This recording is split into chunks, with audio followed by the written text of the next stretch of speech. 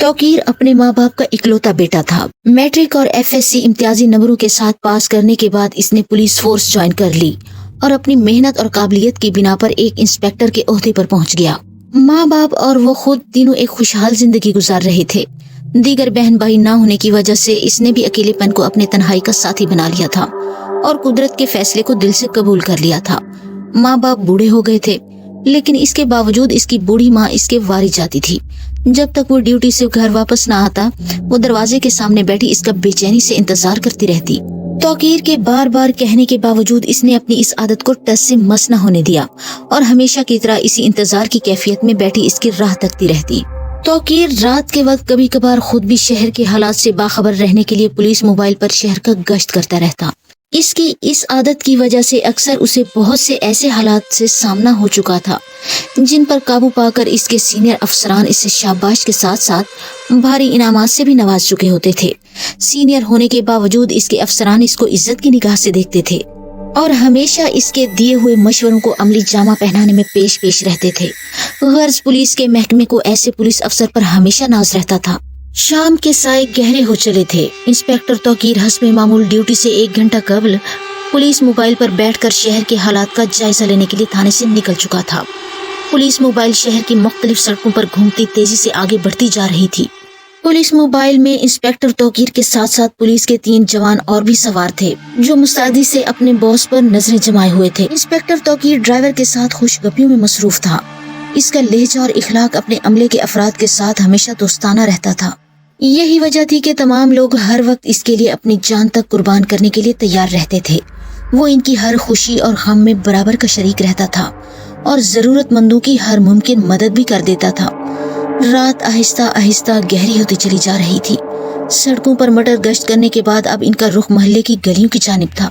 ये इनका रोज का मामूल था। कभी कभार तो ऐसा भी हुआ था कि इनके यूं अचानक पहुंचने पर बहुत से घर बड़े नुकसानात से बच गए और चोर डाकू इनकी मोबाइल को देखकर रफू चक्कर हो जाते। शहर की हर गली में स्ट्रीट लाइटें नस्ब थीं, जिनकी रोशनी की वजह से पूरी गली में रोशनी फैली रहती थी और इसके साथ साथ तकरीबन हर घर के मेन गेट या दरवाजे के सामने के रुख भी घर के मकीनों ने अपना रोशनी का इंतजाम किया हुआ था। शाम के होते ही तमाम लोग अपने घर के सामने वाली लाइट्स रोशन कर देते थे। इस सब की वजह से गली के सामने से गुजरने पर भी तकरीबन पूरी गली का बाकायदा अच्छी तरह मुआयना हो जाता था और इस वजह से चोर उचक्कों को भी मुश्किलात का सामना करना पड़ता था। आज भी इसी रोशनी की वजह से जब पुलिस मोबाइल एक गली के मोड़ के सामने तेज से गुजरी तो अचानक इंस्पेक्टर तौकीर ने ड्राइवर को ब्रेक लगाने के लिए कहा। ड्राइवर ने इसका हुक्म पाते ही एक साइड पर मोबाइल को ले जाते हुए रोक दिया।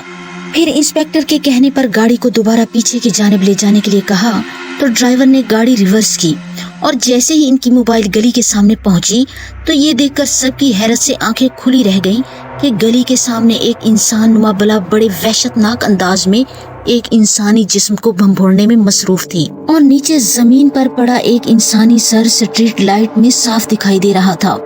रात के इस पहर एक सुनसान गली में ऐसा दहशतनाक मंजर देखना शायद इनके ख्वाबो ख्याल में भी नहीं था, लेकिन हकीकत इनके सामने आया थी। कुछ देर तक तो वो सब सकते की हालत में इसकी तरफ देखते रहे।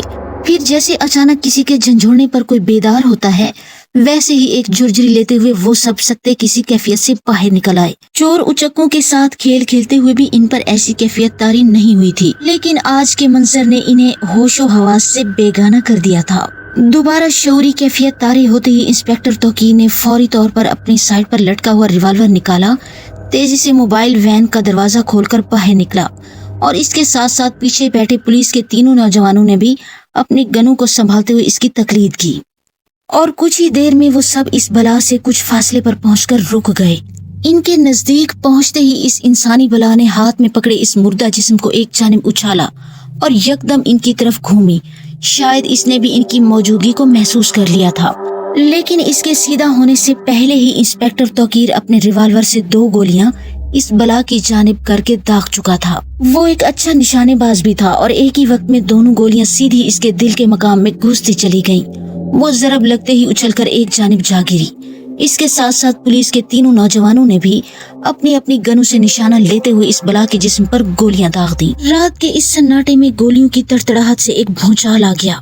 फिर तेजी से गली के दरवाजे खुलने की आवाजें सुनाई देने लगी और लोग डरते डरते गली में अपने घरों से अध खुले दरवाजों की दरजों से झांकने लगे। और फिर गली में एक शोर बर्पा हो गया। गालिबन गली के मोड़ के नजदीक वाले घरों ने हकीकत जानकर गली में निकलकर शोर बर्पा करना शुरू कर दिया। चूँकि गली में उन्होंने पुलिस के अफराद को भी देख लिया था, इसलिए वो बेखौफ होकर गली में निकल आए थे। और फिर गली में शोर की आवाज सुनते ही इर्द गिर्द के तमाम घरों के अफराद तेजी से गली में निकल आए और कुछ ही देर में वहाँ एक जमकटा सा लग गया और हकीकत सामने आते ही लोगों में एक खौफ और हरास फैल गया। इस बला की वहशत का शिकार होने वाला पास ही के घर वालों का एक दूर का रिश्तेदार था। इसका धड़ बगैर सर के सामने पड़ा हुआ था और इसका सर एक जानिब पुलिस वालों ने जमीन पर रखा हुआ था। इसका ये अंजाम देखकर तमाम अफराद सहमे हुए खड़े चैमगोइयां कर रहे थे और पुलिस की बहादुरी की तारीफ कर रहे थे। और फिर कुछ ही देर में ये खबर जंगल की आग की तरह फैल गई कि पुलिस ने रात के इस सन्नाटे में एक खौफनाक इंसानी बला को हलाक कर दिया था। पुलिस के 2-3 बड़े अफसर भी वहां पहुंच गए और फिर कुछ ही देर में वो मुर्दा इंसानी जिस्म और बला को वहां से थाने की तरफ ले जाया गया और मुर्दा शख्स की लाश को जरूरी कार्रवाई के बाद इसके अजीजों के हवाले कर दिया गया। और पुलिस के हुक्म के मुताबिक इस इंसानी बला को उसी वक्त शहर से बाहर मौजूद एक छोटे जंगल में ले जाकर जला देने का हुक्मनामा जारी हुआ। लोगों की एक बड़ी तादाद एक हजूम की सूरत में इस वैन के साथ साथ चल रही थी, जिसमें इस इंसानी बला का हलाक शुदा जिस्म मौजूद था। लोगों ने इसके साथ चलने से पहले अपने घरों में रोशनी का इंतजाम कर लिया था। वो सब खुद यही चाहते थे कि इस इंसानी बला को जल्द अज जल्द जला दिया जाए ताकि दोबारा कोई नाखुशगवार वाक़या रूनुमा ना हो सके। तकरीबन आधे घंटे के बाद वो सब जंगल में पहुंच गए और कुछ लोगों ने जल्दी से वहां पर मौजूद खुश्क लकड़ियों को इकट्ठा करना शुरू कर दिया। चूंकि अफराद ज्यादा थे इसलिए वहां पर एक ढेर सा लग गया और फिर तमाम खुश्क लकड़ियां इस इंसानी बला पर फेंक कर इन्हें आग लगा दी गई। तमाम लोग एक दायरे की सूरत में इस बला के गिर्द खड़े इसके जलने का मंजर देखने लगे। कुछ ही देर में वहाँ राख का एक ढेर मौजूद था। इंस्पेक्टर तौकीर ने इस राख को इकट्ठा करने का हुक्म दिया और जब तमाम राख इकट्ठी कर ली गई तो इसके कहने पर वहाँ एक गहरा गड्ढा खोदने का कहा गया। पुलिस वैन में एक खुफिया खाने में इस तरह का बहुत सा सामान मौजूद होता था जो किसी भी इमरजेंसी की सूरत में इस्तेमाल किया जाता था और इसी वजह से उन्हें कुदालें मिल गई थी, जिसकी मदद से उन्होंने एक 3 फुट गहरा गड्ढा आसानी से खोद लिया था। बाद में वो तमाम राख इसमें फेंक कर इस गड्ढे को निकली हुई मिट्टी से दोबारा भर दिया गया, लेकिन इसके बावजूद इस पर बहुत से पत्थर और ईंटें वगैरह रखना वो नहीं भूले। इस तमाम काम से फारिग होने के बाद उन्होंने वापसी अख्तियार की। समझ से बालातर है कि जब इस इंसानी बला को शमशान घाट में जलाया गया था तो जलने के बावजूद वो दोबारा जिंदा कैसे हुई। लेकिन इस सब के बावजूद यही समझ में आता है कि जिस अंदाज में उसे जलाया गया था वो कोई जादू टोना ही होगा, जिसकी वजह से हिंदुओं के एक अकीदे अवागोन के मुताबिक इनका मुर्दा 7 बार जन्म लेता है। शायद इसी अकीदे के तहत इसका दोबारा जन्म हुआ होगा। लेकिन अब जिस तरह इस इंसानी बला को जलाकर इंस्पेक्टर तौकीर ने इसकी जली हुई राख को एक गड्ढे में दफन कर दिया था, इससे जाहिर होता था कि इंस्पेक्टर तौकीर बहादुर होने के साथ साथ बला का ज़हीन भी था। शायद इसने भी हिंदुओं के इस अकीदे को पढ़ा हुआ हो और इसी वजह से उसने ऐसा किया था। कुछ अरसा तक शहर में इस अजीब व गरीब बला का तस्करा होता रहा, लेकिन फिर रफ्ता रफ्ता लोग इस बात को भूलकर अपने रोजमर्रा के कामों में मशगूल हो गए। बाद में पुलिस महकमे ने इंस्पेक्टर तौकीर की इस बहादुरी पर उसे DSP के ओहदे पर तरक्की देकर इसकी खिदमत में एक और बाब रकम किया। Please like, comment and subscribe the channel Shehzad Khan Horror Stories and thanks for watching.